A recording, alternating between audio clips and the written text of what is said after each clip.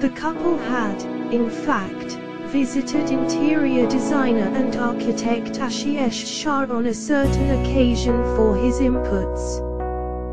Word just in, the pad is ready to welcome the star couple. And if things go according to plan, RK and KK will move in this weekend.